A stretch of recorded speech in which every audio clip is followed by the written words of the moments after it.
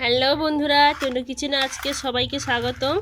আজকের আমি সজনা ডাঁটা দিয়ে কাঁচকলা, আলু আর মাছ দিয়ে ঝোল বানিয়ে দেখাবো। চলুন আমি কিভাবে ঝোল বানাই দেখতে থাকুন। আমি কড়াইতে তেল দিয়ে দিচ্ছি। দিয়ে সবার আগে আমি মাছগুলো নুন আর হলুদ মাখিয়ে রেখেছিলাম, ভালো করে মাখিয়ে নিয়ে কড়াটা গরম হলে সামান্য একটু লবণ ফেলে তেলে দিয়ে মাছগুলো ভেজে নিচ্ছি।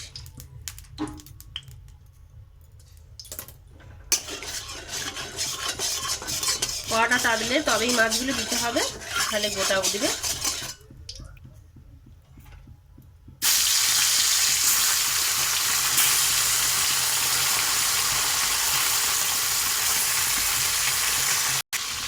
এখানে মাছগুলো ভাজা হচ্ছে, আমি সেই ফাঁকে এখানে আমি আদা আর এখানে ধনে, জিরে, চন্দনী আর সামান্য একটু সর্ষে আর দুটো শুকনো লঙ্কা বেটে একটা মশলা তৈরি করেছি শিলের পাটাতে।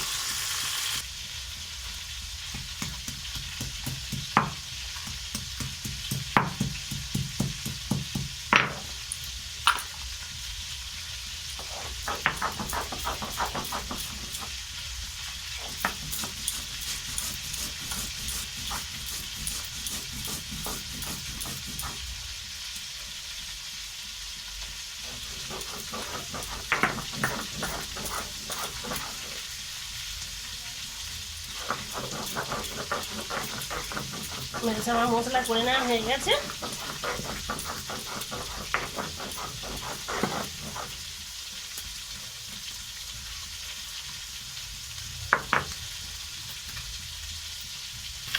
মশলা আমার রেডি হয়ে গেছে। এইদিকে মাছ ভাজাগুলো এক পিট করে ভালো করে ভাজা হয়ে গেছে।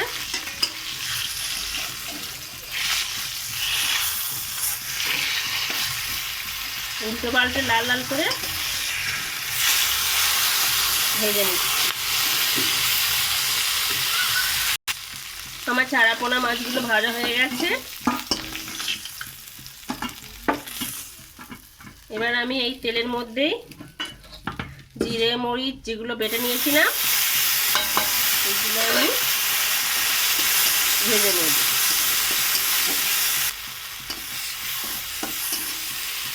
মশলাটা আমার ভেজে নেওয়া হয়ে গেছে। ভাজা মশলাটা আমি আবার তুলে রেখে দিলাম।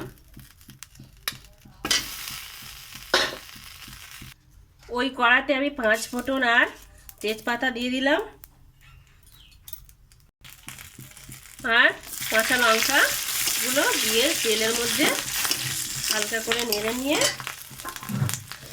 প্রথমে আমি আলুগুলো দেব। আলুগুলো আগে দিয়ে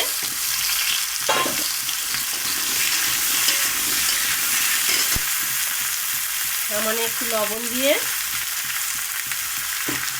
নাড়ব।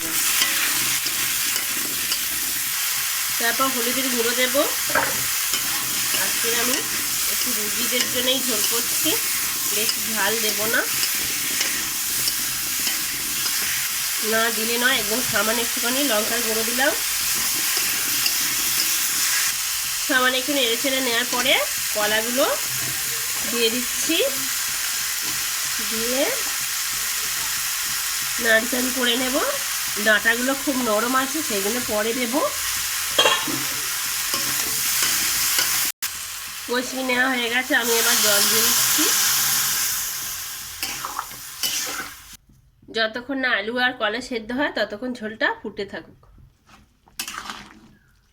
আলু, কলা, আদা সেদ্ধ হয়ে এসেছে। আমি সজনা ডাঁটাগুলো দিয়ে দিচ্ছি।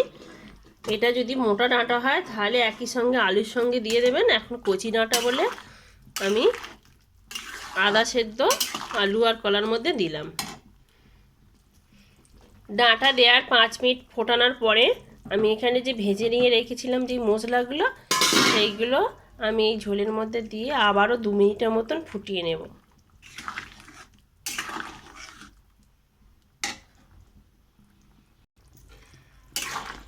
দু চারটে আলু ঘেঁটে দিচ্ছি। এটা অপশনাল, দিতেও পারেন নাও দিতে পারেন। দিলে ঝোলটা একটু গ্রেভি গ্রেভি হয়ে ভালো লাগবে। আমার ভালো এডিটিং করতে পারছি না, তার জন্য দুঃখিত। কিন্তু যদি ভিডিওটি একটু হলেও ভালো লাগে বন্ধুরা পাশে থাকবেন। আমাকে আপনাদের পাশে থাকায় আমাকে অনেক দূর যেতে সাহায্য করবে।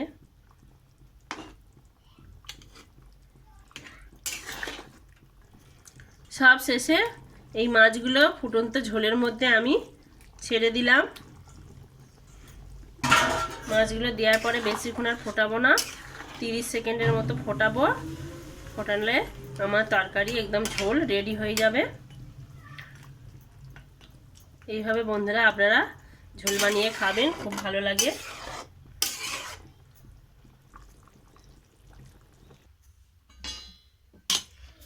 ঝোল একেবারে রেডি, ঢেলে নিচ্ছি। দেখুন বন্ধুরা কতটা সুন্দর হয়েছে।